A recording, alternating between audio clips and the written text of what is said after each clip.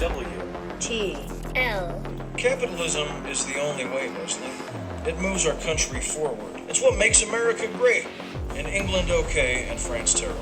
W-T-L. And welcome back, everybody, to WTL. Where's the Line? Nebraska's first and only sports betting show.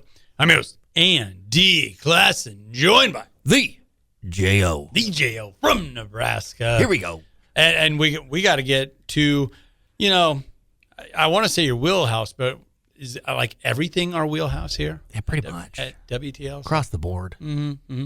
Well, but this has become an institution, I feel like, and that is the bottom five, where so many different cybermetrics, stats, vibes play a huge factor. go into this.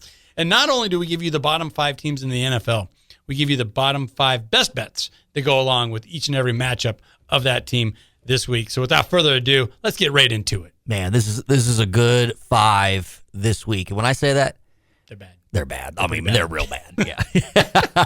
The vibes are low this week. Number 5, the Indianapolis Colts. Now, you might be saying, this team was a 1 seed for most of the season and riding high in the AFC. Yeah. And that'd be true, which is why they found their way into the bottom 5. Things have not been going their way for quite a while now. Even they had 2 MVP candidates on the team there for a little bit. And they lost a couple of games there midseason. Everyone's like, oh, is the other shoe going to fall? Is the other shoe going to fall? And then I'm sure you're going to get into it. Devastating injury. Yeah, Daniel Jones, man. Yeah. If the broken leg wasn't enough, then he maybe ruptured an Achilles. He's got an Achilles. Either way, he's having surgery and he's out for the season. Yep. Terrible loss. Lost to the Jaguars as well, 36-19. Lost Jones for the season. Their QB2, Ricky Leonard, he's hurt. Which means they got to look at other options because Anthony Richardson is still out with his eye injury, whatever he's got. Yeah, so QB1A is out. QB1B is out. And their backup, doesn't even have an eye. Missing an eye or something? Missing an eye. Okay. May not. I think it's a glass eye now, but yeah, he's temporarily. He's out. So when you're in that kind of spot, normally you go with Joe Flacco. He's the go-to guy. He's still a Bengal. Or Jameis Winston. If he's available. You even have pregame and postgame television sets saying, where's Jameis? We need Jameis. Gotta have Jameis. Which, speaking of Jameis, they had the bye week this past week, and he was incredible as an analyst. Oh, yeah. That guy has a future ahead of him in media. He fired out some tweets, some short video content, and he's a funny guy. He's a star. He's a funny guy. He is a star. Well, when all those options aren't available, of course, you go to Grandpa Rivers. Phillip Rivers signed to the practice squad this week. You're not even joking. He is a grandfather. He is a grandfather. He's got like 13 kids, and I'm not even being sarcastic there either. No. Phil Rivers, I love the guy. He's a semifinalist right now for Hall of Fame. Like, he might be in the Hall of Fame next year. He is currently on the practice squad for the Colts. I guess he runs the Colts offense because he's the head coach of like his kids. Like, school. Right. Yeah. He runs the Colts offense as their offense, and he has been communicating with the Colts coaches all season long in regards to this. And that's where Miss Irsay, that's where she's all over it. She's got those next level bottom 5-ish type of analytics going on. Yeah, she could be owner of the year, but she currently finds herself in the bottom 5. They are at Seattle, so they've got a lot going on. No quarterback. At Seattle this week. We all know about Seattle. Yikes. Incredible team. Yeah. 13.5 is the line. That is my best bet. Seattle minus 13.5. They are 10-3 against the spread in the last 13. They can cover that. Oh, yes. And before all these injuries on offense, the Colts pass defense is ranked, 29th. Oof. 29th in the league. So you're having issues on offense, keeping guys healthy, bad breaks, and then you also have that going on the defensive side. Then you're going to go to Seattle. Yeah. Isn't it wild? There was multiple weeks this season where you and I were both saying, take Jonathan Taylor 3 touchdowns. Yeah. Take the over 2.5 touchdowns, and it would hit. Yeah. Yeah, that's not even remotely close to the cut. Night and day now. Wild. All right, number 4, the Philadelphia Eagles, 8-5, coming off of a tough loss against the Chargers. That's 3 straight losses for the Eagles. Overtime loss there. Jalen Hurts, 5 turnovers against the Chargers.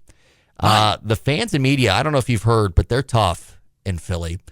They're calling for Nick Sirianni's head right now. Mm-hmm. Do you think that's okay? Do you think that's a... I didn't they have a hit out on Santa one year? They did. I mean, why not? Why not? Yeah. How the mighty have fallen. Yeah.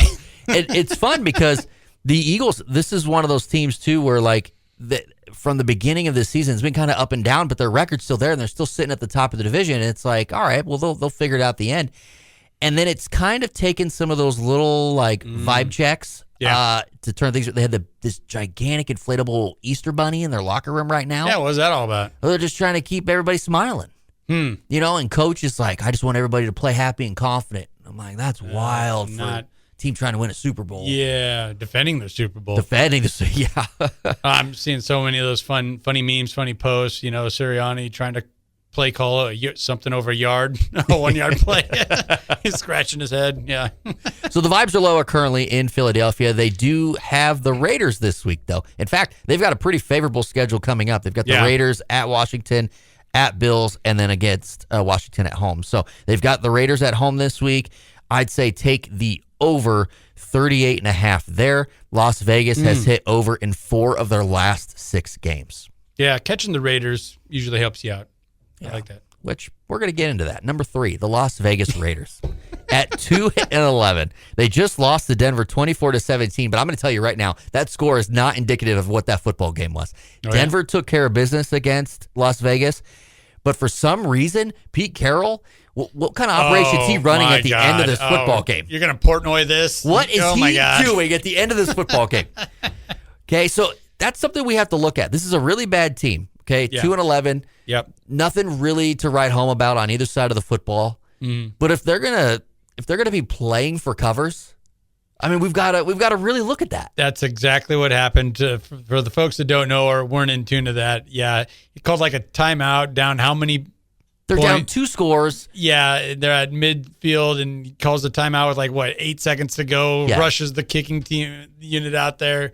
It was wild. Dave Portnoy of Barstool saying, investigate the NFL, investigate Pete Carroll. I'm not calling for anybody to be investigated, but if the strategy is to play for covers, that's something we got to look at. Okay. That's something we got to look at. So with that in mind, my best bet here, and they are, again, Philly, so Las Vegas at Philly, I'd say take Las Vegas plus 11.5, because if they're playing for covers, they're going to get it, right? Yeah. I think Philly wins the game, but the Raiders cover. There's actually some proof in the pudding there. This back in your play here. There you go. Number 2, the Washington Commanders at 3-10, absolutely manhandled by the Vikings, 31-0. In fact, that was the fastest played game of the season at an hour or 2:29 or something like that.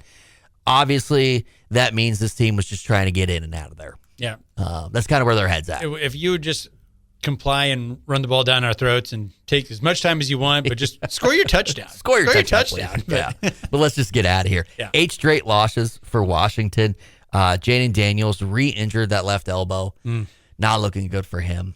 Certainly a football team that is looking forward to next season. Yeah, and as soon as that happened, even the announcers were throwing shade at management and the coaches, like, why is he out there? Why do you got him out there at this point in the season? You got so much wrapped up in this early draft pick, and he showed some promise, and you're just re-injuring that same elbow in a game like this. What is it with that stadium? I mean, we saw the Vikings roll out the corpse of Carson Wentz out there. Yeah. And then now the Washington Commanders are doing it with Jaden Daniels. What are they doing? I don't know.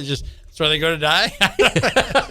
Like an elephant graveyard? I don't know. Yeah, the same city where we watched Brett Favre die. That's just nothing makes sense. God, that hurt. Yeah.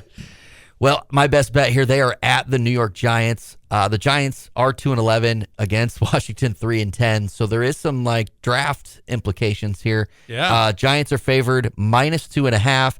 That's my best bet. The Giants are 3-1 in their last 4 against the spread, and Washington 1-7 against the spread in the last 8. Oh, well, and the Giants just have a little bit of that juice that we talked about earlier. A Jameis juice. They got that Jameis juice. Yep. Okay. I'm behind New York here. I bet he pre-games with that Jameis juice. I bet he does. Yeah, he does always seem to be in kind of a happy, bubbly mood, doesn't he? He does. Yeah, he does. All right, number 1, this is the worst team in the NFL as we head into Week 15. It's your Kansas City Chiefs at A record of 6-7. 6-7. What is that about? I don't know. They just lost to Houston 20-10. They look like a beaten team. Yeah. I mean, Kelsey with the drops, he's got a case of those. Oh, their defense is doing everything they can. Rice with a couple big drops too. And it's always amazing, like even in my middle school coaches and everywhere else, you're going to get hit anyway.